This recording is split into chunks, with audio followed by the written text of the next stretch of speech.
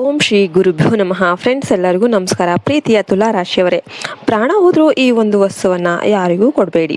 ಕೊಟ್ಟರೆ ನಿಮ್ಮ ಅದೃಷ್ಟ ಎಲ್ಲ ಮಣ್ಣು ಪಾಲಾಗಿ ದಾರಿದ್ರ್ಯ ಆವರಿಸುತ್ತೆ. ನಮಸ್ಕಾರ ನನ್ನ ಪ್ರೀತಿಯ ತುಲಾ ರಾಶಿಯ ಬಂಧುಗಳೇ. ಆ ಮಹಾಲಕ್ಷ್ಮಿ ಮತ್ತು ಸುಖಕಾರನಾದ ಶುಕ್ರದೇವನ ಆಶೀರ್ವಾದ ನಿಮ್ಮ ಮೇಲೆ ಸದಾ ಇರಲೆಂದು ಕೋರುತ್ತೇನೆ. ತುಲಾ ರಾಶಿಯವರು ಅಂದರೆ ನ್ಯಾಯ ಮತ್ತು ಸಮತೋಲನಕ್ಕೆ ಹೆಸರಾದವರು.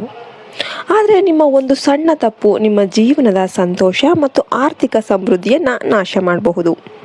ಹೌದು, ನೀವು ಈ ವಿಡಿಯೋದಲ್ಲಿ ನೋಡುತ್ತಿರುವ ವಿಷಯ 100ಕ್ಕೆ 100ರಷ್ಟು ಸತ್ಯ. ತುಲಾರಾಶಿಯವರು ಪ್ರಾಣ ಸಂಕಟ ಬಂದರೂ ಸರಿ ಈ ಒಂದು ವಸ್ತುವನ್ನು ಯಾವುದೇ ಕಾರಣಕ್ಕೂ ಯಾರಿಗೂ ಉಚಿತವಾಗಿ ಅಥವಾ ಬಳಸಿದ ನಂತರ ಕೊಡಬಾರದು. ಕೊಟ್ಟರೆ ಸಾಕ್ಷಾತ್ ಲಕ್ಷ್ಮಿನೇ ನಿಮ್ಮ ಮನೆಯಿಂದ ಹೊರಗಡೆ ಹೋಗ್ತಾಳೆ. ತುಲಾರಾಶಿಯ ಸ್ವಭಾವ ಮತ್ತು ಅದೃಷ್ಟ.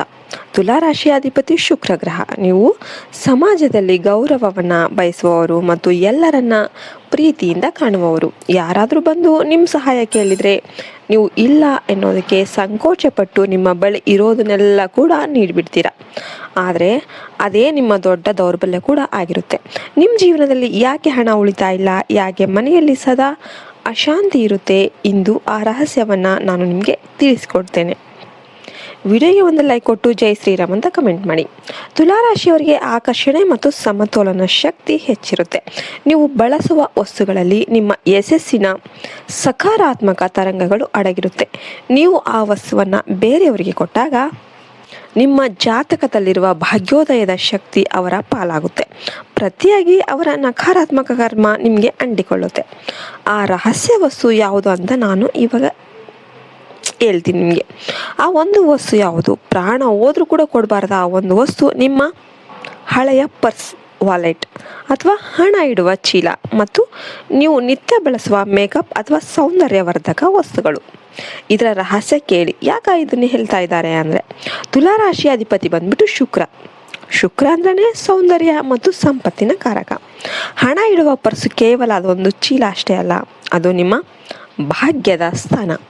ನೀವು ಬಳಸಿದ ಹಳೆಯ ಪರ್ಸನ್ನು ಯಾರಿಗಾದರೂ ದಾನವಾಗಿ ಅಥವಾ ಉಪಯೋಗಿಸೋದಕ್ಕೇನಾದರೂ ಕೊಟ್ರಿ ಅಂದರೆ ನಿಮ್ಮ ಮನೆ ಸಂಪತ್ತು ಅವರ ಪಾಲಾಗುತ್ತೆ. ಹಾಗೆಯೇ ನೀವು ಬಳಸಿದ ಸೌಂದರ್ಯ ವರ್ಧಕಗಳನ್ನು ಯಾರ ಜೊತೆ ಶೇರ್ ಮಾಡಿದರೆ ನಿಮ್ಮ ಮುಖದ ತೇಜಸ್ಸು ಮತ್ತು ಅದೃಷ್ಟ ಕ್ಷೀಣಿಸುತ್ತೆ. ಇದಕ್ಕೆಲ್ಲ ಪರಿಹಾರಗಳೇನು, ನಿಯಮಗಳೇನು? ಪರ್ಸ್ ಏನಾದರೂ ನಿರ್ವಹಣೆ ಮಾಡಬೇಕಾದ್ರೆ ನಿಮ್ಮ ಹಳೆಯ ಪರ್ಸನ್ನು ಯಾರಿಗೂ ಕೊಡೋದಕ್ಕೆ ಹೋಗಬೇಡಿ. ನಿಮ್ಮ ಹಳೆಯ ಪರ್ಸನ್ನು ಯಾರಿಗೆ ಯಾವುದೇ ಕಾರಣಕ್ಕೂ ಕೊಡಬೇಡಿ. ಅದು ಹರಿದು ಹೋಗಿದರೆ ಅದನ್ನು ಕೆಂಪು ಬಟ್ಟೆಯಲ್ಲಿ ಸುತ್ತಿ ಸುರಕ್ಷಿತವಾಗಿಡಿ ಅಥವಾ ಹರಿಯುವ ನೀರಿನಲ್ಲಿ ಬಿಟ್ಬಿಡಿ. ಇನ್ನು ಪರಿಹಾರ ಏನು ಮಾಡ್ಬೋದು? ಪ್ರತಿ ಶುಕ್ರವಾರ ಮುತ್ತೈದರಿಗೆ ಅಥವಾ ಹೆಣ್ಮಕ್ಳಿಗೆ ಏನಾದರೂ ಸಿಹಿಯನ್ನು ನೀಡಿ. ಇದು ನಿಮ್ಮ ಶುಕ್ರ ಗ್ರಹವನ್ನು ಬಲಪಡಿಸುತ್ತೆ.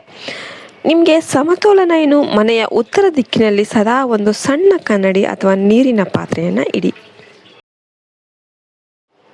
ಇದು ನಿಮ್ಮ ಜೀವನದಲ್ಲಿ ಸಮತೋಲನ ತರುತ್ತೆ. ತುಲಾರಾಶಿಯವರೇ, ನೀವು ಲೋಕಕ್ಕೆ ನ್ಯಾಯ ನೀಡುವವರು. ಮೊದಲು ನಿಮ್ಮ ಜೀವನವನ್ನು ಸುಭದ್ರಗೊಳಿಸಿಕೊಳ್ಳಿ. ಈ ಸಣ್ಣ ವಿಷಯಗಳನ್ನು ಗಮನದಲ್ಲಿಟ್ಕೊಳ್ಳಿ. ನಿಮ್ಮ ಜೀವನದಲ್ಲಿ ಐಶ್ವರ್ಯ ಮಳೆ ಸುರಿಯುತ್ತೆ.